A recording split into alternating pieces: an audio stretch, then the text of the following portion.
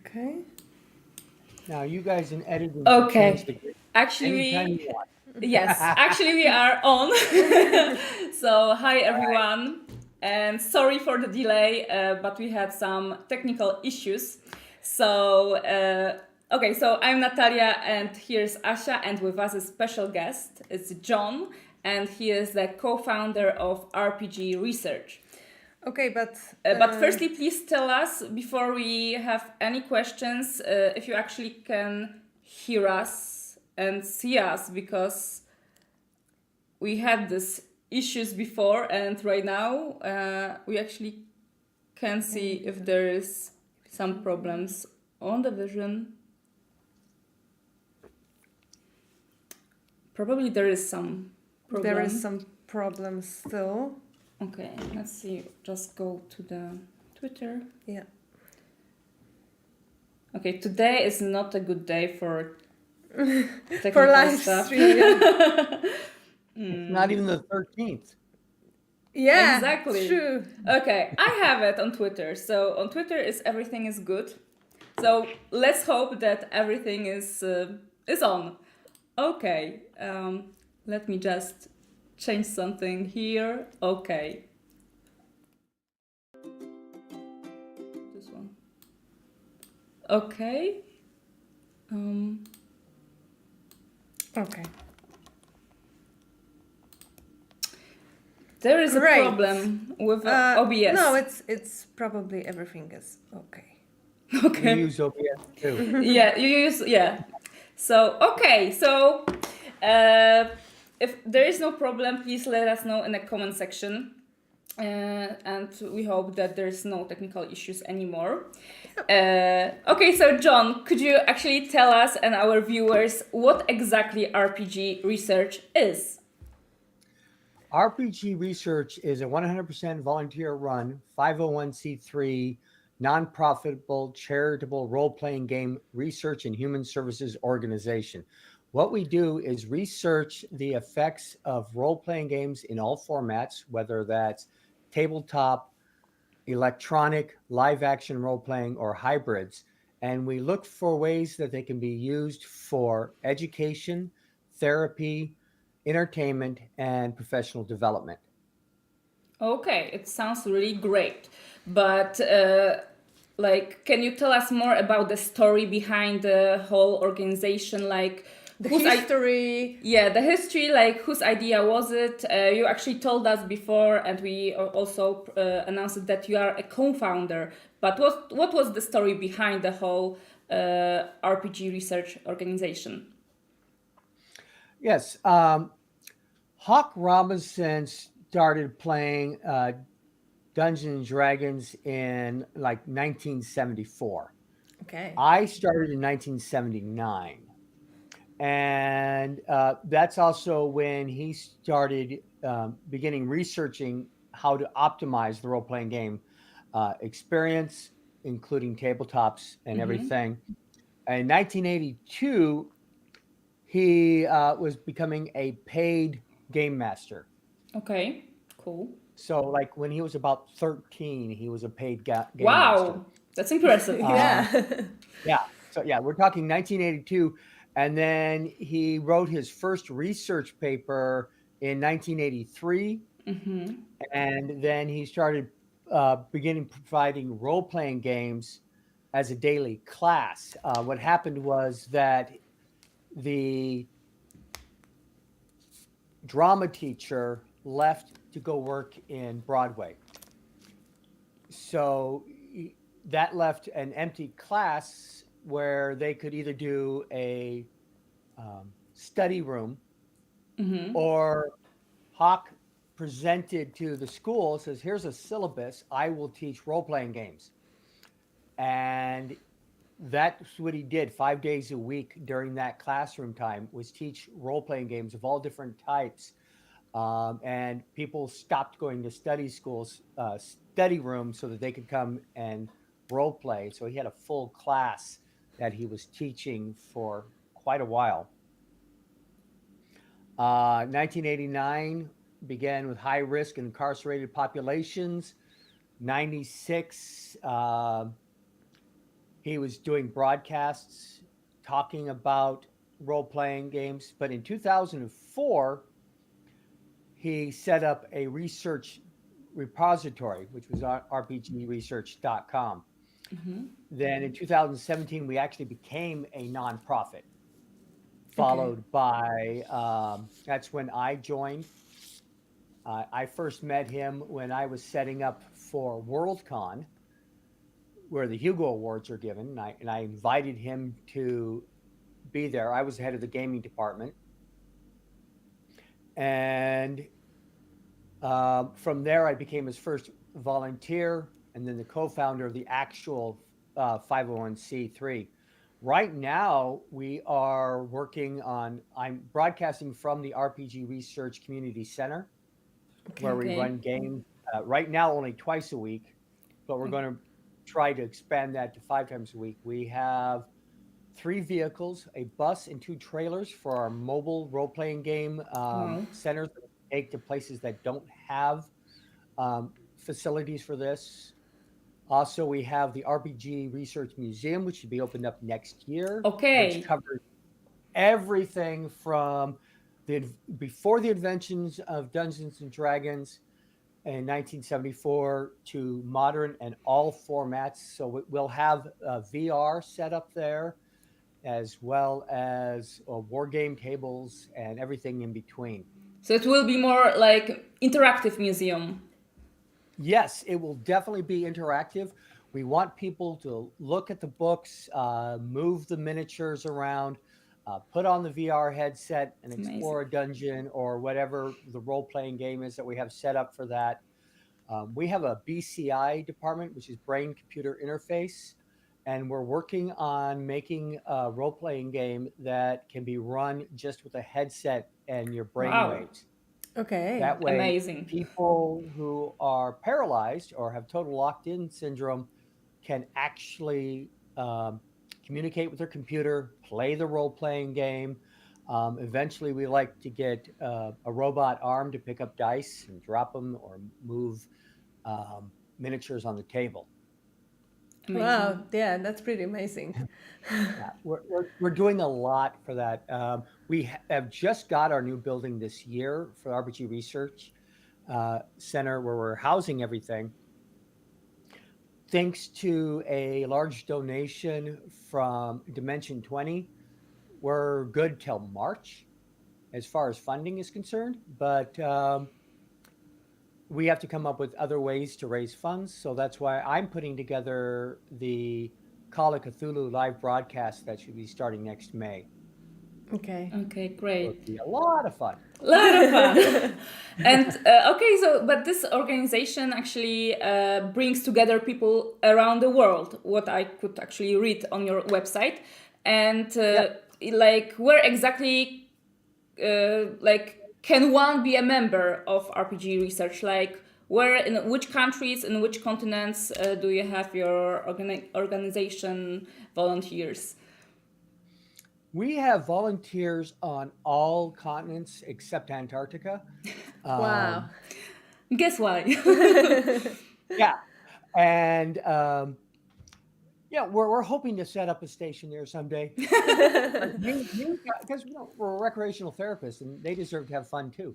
Of course. Yeah. But the volunteers go to rpgresearch.com/jobs and they find a position.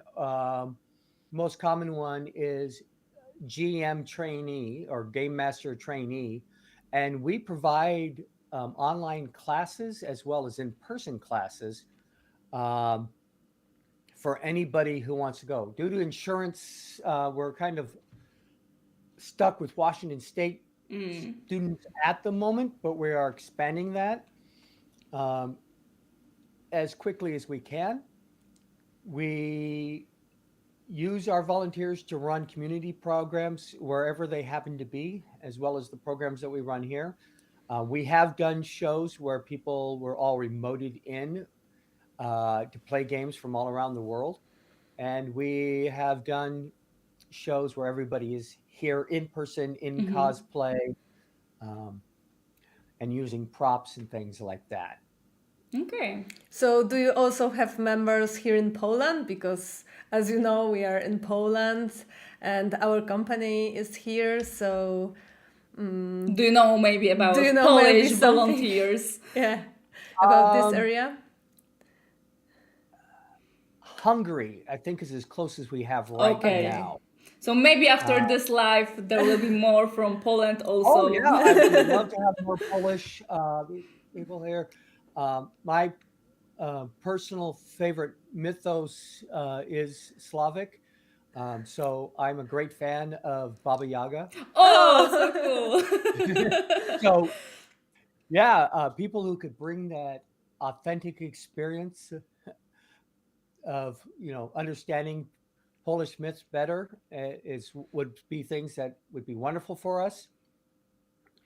There was a show on, I believe it was Netflix, that was a Polish mythos. It was a modern era. It was done in the modern era, but it was Polish. Yes, the Yeah. first Polish TV series on Netflix. Yes, Yes. yeah. I don't have the name of it right off the top Me of my neither. head. But it was like But years something, I think. Yeah. yeah. Maybe the viewers can help us with the title. So if you I'm have sure any question, somebody you watched can it. put a comment. So you've seen this TV series, right? Oh, yeah, I've watched all that they had on Netflix at the time. I'm hoping for a season two. But yeah, I really enjoyed it. The character that was followed around by a ghost of some sort, and the different spots and the different mythos characters that were there. I really enjoyed that. That's cool. That's really cool. Okay, but back to your RPG research. Can you tell us, has your work in this RPG research field proved useful as a tool for therapy or education? You actually told about that it is a tool in this area, but can you please tell us more about it? Yeah, in several ways. RPG Research is our nonprofit, but we have a organization called RPG Therapeutics, which is our for-profit, where we take on actual clients and teach seminars and things like that. We have clients that we are teaching social skills to using role-playing games. Okay. We have had clients where we do BCI. Not BCI. TBI, traumatic brain injury. Okay. And we have a program that we've written for that where we start with choose your own adventure books. And I'm using choose your own adventure in the trademark method, the actual Choose Co books. But we also use other solo adventures books and modules to start them off with yes, no questions. Do you want to go left or right? And they can go yes, no, or blink, or whatever their communication was. And we work them up through the different role-playing games, including electronic role-playing games, and finish with LARP, where they're actually physically moving around and doing things. They have discovered that the old way for dealing with traumatic brain injury was let them rest, keep it dark, as little stimulation as possible, and we found out that it's the opposite. Okay. Start their brain working as fast as you can, get them able. So that's why we start with choose your own adventures, where all they have to do is say yes or no, and they can start using their brain immediately for problem solving and communication and things like that. For education, role-playing games can be used for anything from teaching language, math, science, history, pretty much any course. I teach a little bit with role-playing games. There are things that are better taught hands-on, like mechanical car repair, but we can at least do a role-playing game to troubleshoot what a problem could be on a car, as opposed to going out there and having to listen to different things and stuff like that. Just one of the possible ways of using role-playing games. We have done role-playing games in at-risk schools. We have school that was used when you were having problems in your regular school and they had to move you out of that system. They would put you in an alternate school. And if you Okay. couldn't handle to you in the alternate school, they stuck you in a last chance school. And that's where we came in and started doing role-playing games for those students. And the teachers were all in shock because the students would start self-regulating. They would behave better during the day, knowing that if they did not, they couldn't come to the role-playing game session after school. And they would self-regulate during the game. We'd have somebody who would normally have had a meltdown ask, "Can I go use the quiet room?" And they did that, and their communication skills went up, their empathy levels went up, and their self-regulation went up. And a lot of this is from intrinsic motivation. They have a motivation to do this. They want to be in the game, so they modify their behavior to be able to do that. Amazing. Yeah. Okay, but this RPG sessions you have in schools, are they different that we having like At home, with for friends, or they're like the same, or there's some difference between those two sessions? Well, there is intrinsic. Let me get my words in English. There are benefits that are already there for playing role-playing games. You're going to get slight therapeutic benefits automatically just from playing the game. But the difference between most at-home games and a therapeutic session is intent. And having a goal to reach certain factors. So if I want to help you with your social skills, I'm going to run a role-playing game that has more social interaction with different types of characters that you need to figure out how to interact with, whether it's a bully or a job interview type scenario, whatever we're trying to teach. We're going in there with a specific intent to hit a specific goal. Role-playing game, your goal in standard at home is to tell the story. Yeah. But we want to add elements. If I want to use it to teach a language, I am going to use the role-playing game to introduce the language and intentionally add those elements in that I might not have done if I was just trying to tell a story that day. Yeah. Well, teaching the language thing is exciting, and I didn't think about it in that way, actually. So, yeah, I think it's a message for parents who would like to, I don't know, spend time with their kids or something, that RPGs are can have this positive vibe and help children to develop different types of skills. That's true. The best way to teach anybody a language is to drop them in the country and make them survive. Yeah. The United States Army says that's expensive, so what they do is they get you into your course, and then nobody speaks English to you until you graduate. With a role-playing game, we can do the same thing of requiring language in the course, as you know, to immerse you into the scenarios. You're not just saying, where is the bathroom? Your character is going to be trying to go through his daily life and interacting with merchants, possible people to hire them, creatures that they meet, and they won't be talking back to you in your native tongue. They will be speaking to you in the new language that you're trying to learn.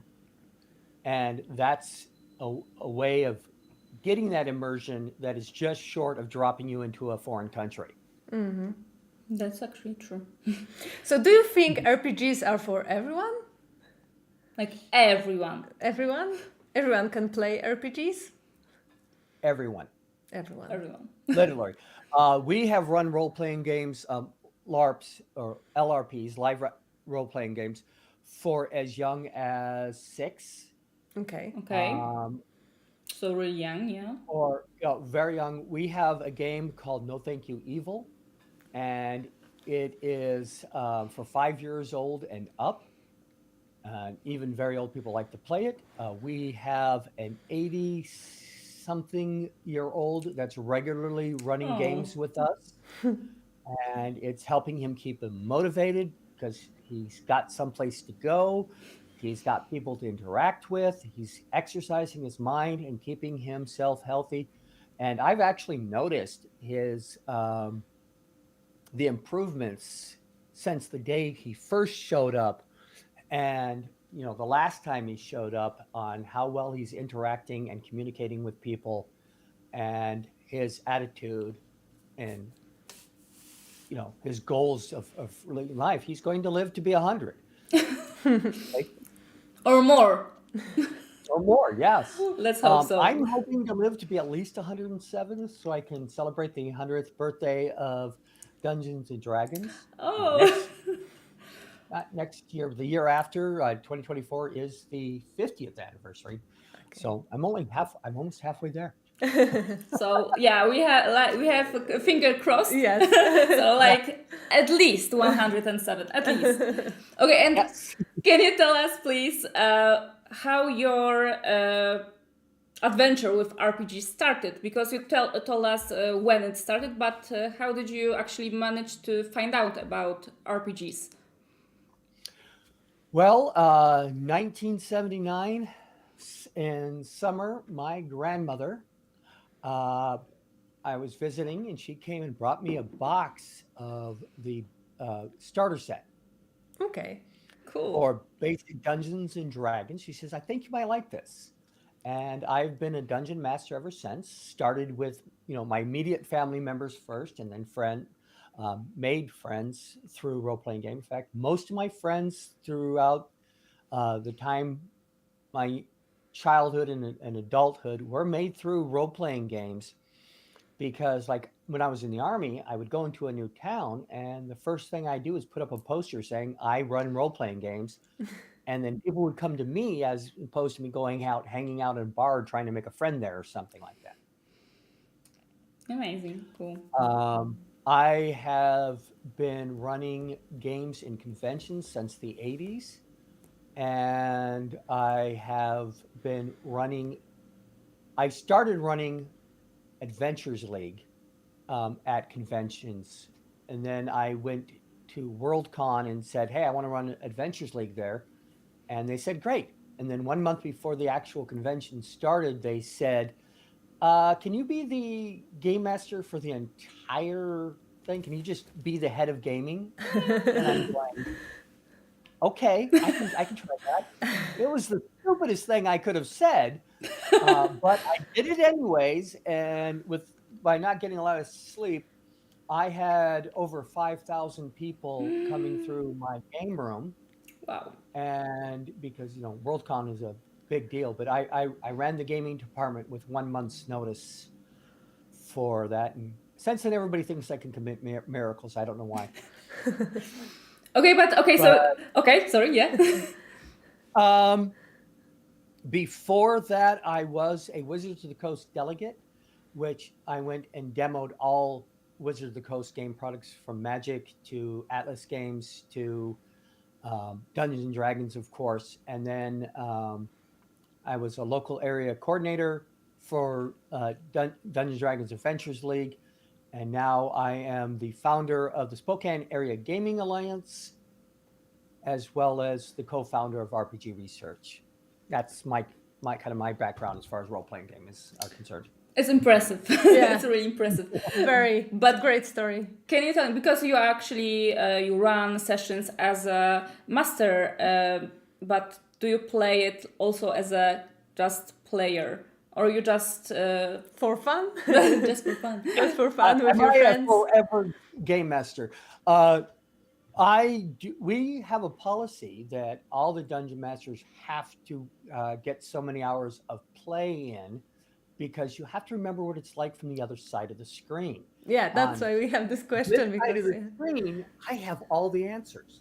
yeah, On that side of the screen, I am dependent on what the game master is informing us, and this helps me know what questions to ask, Yeah. what things to present. Because when I'm on that side, what did I leave out that I would have rather had? So by knowing what's both sides of the screen is very important. Plus, you need a chance to relax. It's a lot less stress to be a player than the game master a lot of the times.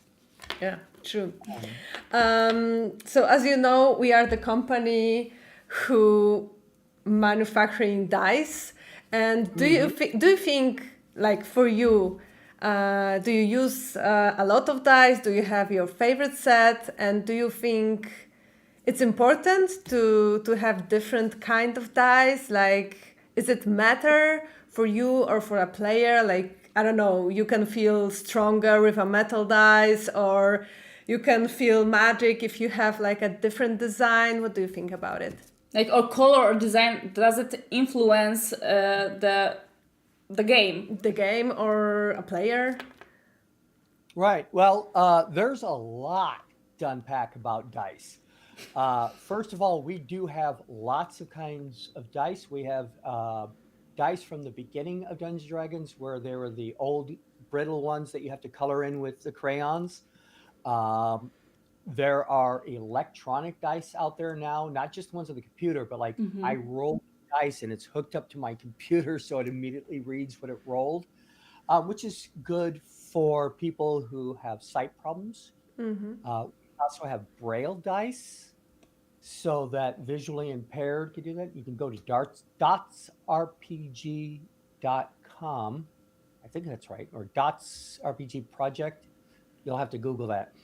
But they create braille dice for the blind. Different sizes of dice for different hand grips. We have soft dice that you can grip easier, but they're larger.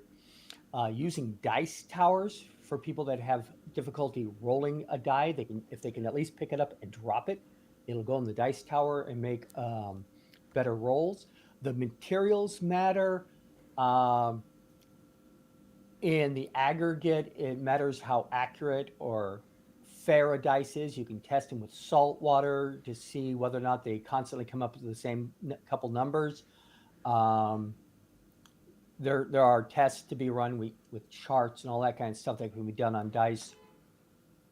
But there are various different types of dice for various different types of games, whether that is the Fate system, or you have like the Star Wars dice that have all this strange pictures and patterns on them, and you have to learn to translate those. One of the first things that we recommend with dice is that they're large enough to be readable and that they have high contrast colors. I love the pretty dice that they do with all the engravings and stuff like that. But if it's dark on dark, it's hard for people to read it, especially if you have any visual difficulties. So we try to tell people like a solid color and large, high contrast letters. It's better that the letters are dark on light. I could go on for hours on optimizing dice. Just because that's a thing that we use. And it is important for people to have their own dice, just because sharing can be awkward as far as on the table having to reach across and things like that. Different people might need different dice. We'll have one person at the table who has to use a dice tower and large dice to drop in, while another person is using high contrast dice so they can see them better, or different sizes for the grip strength. We also talk about dice superstitions. Like, oh, don't stack dice, or do stack dice. Put all your dice on the high number down when they're sitting there, or put them all the low number down. So you train them to do what they do. Dice jails, taking one die and putting it in the microwave and making the others watch. You've been a bad guy. Now you have to behave. Okay. There's a game called Hackmaster that has a whole section on dice myths. And they have a page with the autographs of the people who wrote Hackmaster and said, you rub your die on here for good luck. Yeah. And funny enough, studies have shown that role players have a lower degree of superstition. We disagree. They've just directed their superstition into something else. So yeah, we also have a different kind of dice. We have my very first set for kids and not only glow in the dark, like different kinds. So yeah, it's a lot to choose. And we also have starter kit.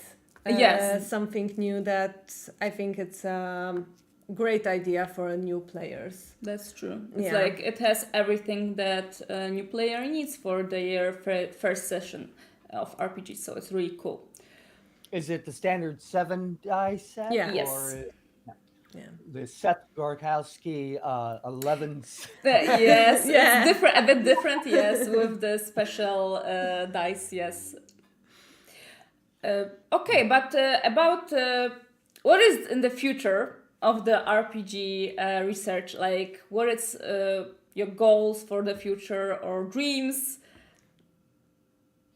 Well, our immediate goal is to keep the RPG Research Center open, with our fundraising and get the museum open. We are working on a RPG Cinema presents the Masks of Nyarlathotep, which is a Call of Cthulhu modules campaign. It's one of the oldest and most popular ones. Yes. We are going to run starting in May, a live broadcast on Twitch where all the players are going to be voice actors. It's easier to teach an actor how to do a role-playing game than it is to teach a role-playing person how to act. So we're going to use those. They'll be full cosplay. We will have props, 3D props. If you're supposed to find a matchbook referring to a bar, you'll have an actual matchbook with real matches that you can light. Though I probably wouldn't recommend doing that on set. We will have scrolls. You want a newspaper clipping, it'll be an actual newspaper clipping. Everything will feel and look real. Except, of course, some of the 3D props, which will all be 3D printed. So when you pick up that gold bar, it's not going to be as heavy as you're expecting. But we're going to do broadcast that on Twitch first. Then we're going to rebroadcast it on YouTube after it's been edited and closed captioning and transcripts have been made up for it. And then finally, we want to re-edit the audio and make it into a radio broadcast. Okay. It's going to be like a podcast, but we do want to broadcast it on our local radio station. So hopefully that will raise funds through donations and people who sign up for Twitch memberships and things like that. Yeah, good luck with that. Yes. Yeah, it's a really, really great thing. Going back to RPGs and like technical part of this game. So are you focused on mechanics? Like when you are providing a game, when you are a game master, is it important for you to have a kind of a easiest system or more complicated for different kind of groups? That all depends on what kind of goals we're going for. Okay. If we're doing a game like No Thank You Evil, which is about as simple a system as you could possibly get, to Roll Master, which is about as gritty and in-depth system with all its different charts, and you have a role for everything from this. You could actually create a character and die in creation, but to make it simpler, the complexity of the game is all dependent on what we're trying to go for. If we want a more realistic system, we go for more complex. If we want a more free-flowing system for storytelling, we go for lesser complex. It is important for the game master to understand the mechanics of the game, but the first rule, no matter what the mechanics are, is story trumps rules. We what we need to do to tell the story and to reach our goals, even if we have to flub a rule or ignore a specific rule. In Dungeons and Dragons, you have a penalty for doing a ranged combat from prone, lying down. I ignore that for things like crossbows or wands that should not be affected by whether or not you're laying down or standing up.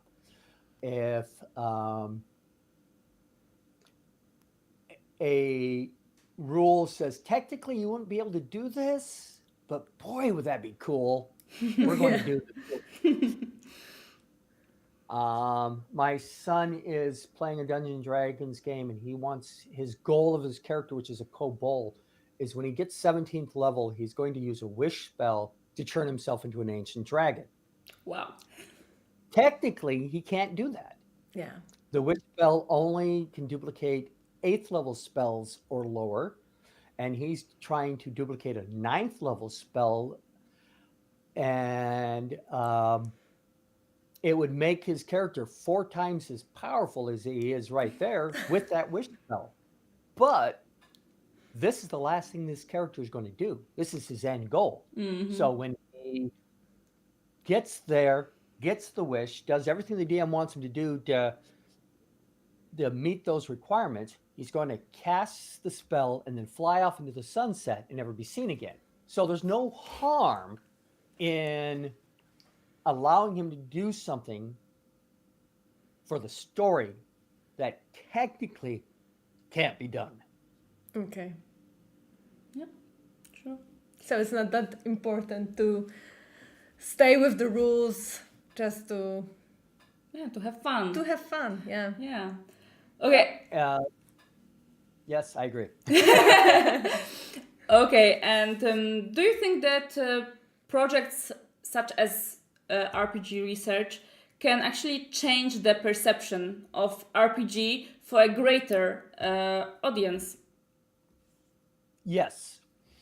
We deal with the myths and the paranoia about role-playing games. You know, we had to deal with them through the 80s, and we still occasionally get things. We went to a library where we were running free games for anybody who walked by, and a kid started coming towards the door, and mom literally grabbed the kid and says, "No, those people kill people." Oh my God. And it was like, no, that's not what we do. But we look for opportunities. We call it an RPG advocate to dismiss these myths for people. When we go into schools or an orphanage or wherever we're community center where we're going to be running things, you know, the first thing we have to do is explain to people the myths and why they're not true. And by teaching these people where the actual benefits are as opposed to where the fear is. There used to be a time that they thought that role-playing games could cause suicides. Yeah. And it has actually been shown that the suicide rate of gamers is significantly lower. It's the opposite of what they thought it was. Why? Because role-playing games provide a social network, and they provide the ability to problem solve. You know, one of the reasons people have or do commit suicide is because they don't see any other solutions and they don't have anybody to turn to. Well, you now have a built-in network and you are constantly practicing on finding solutions to problems. True. So it's a better place to be. And yes, I think the more people we get role-playing games, the more people we can use to teach empathy. Like if we go into a jail and teach the players, we've literally had members of rival gangs playing a role-playing game together Wow. and getting along, at least for the length of the session. We've had people that were in real life worst enemies, but when they played together at the game, they were the most cooperative and they worked together so well that they were the model for everybody else. And there was some carryover in their real life where they got along better until eventually they didn't. But while they were role playing together, they learned to tolerate each other better. I wish I can get more politicians to play role playing games. Yes, same here. Yeah, but you have a lot of experience with RPGs and I don't know, connect with different kinds of people. So it's a great story behind it. Yes, amazing. And yes, actually, our live stream is like going to the end, and we have to like finish in a minute. So, do you have something to say to our viewers? Something like your last words during this live stream? Okay. Final words I would like to beyond the typical go to rpgresearch.com/donate so you can help us is that remember that role-playing games are for everyone. There are adaptations for almost every disability out there. It doesn't matter where you're from, what your education level is, or pretty much anything. If you can be there, then you can play. And even if being there's 1,000 miles away over the internet, role-playing game is literally for everybody.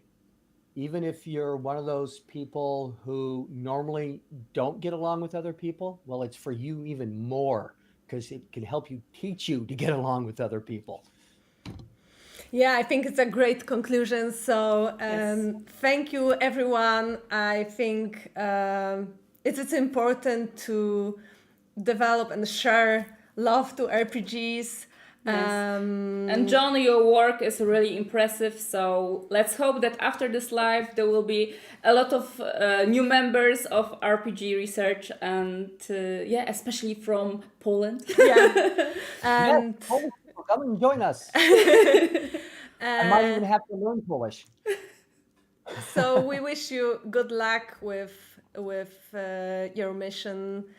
And thank you for being here with us today and tell us more about it because it's super important and we are happy to hear that it's such a great organization. So thank you. Thank you. And bye. See you. Bye. And as I always say, dream well. Yeah.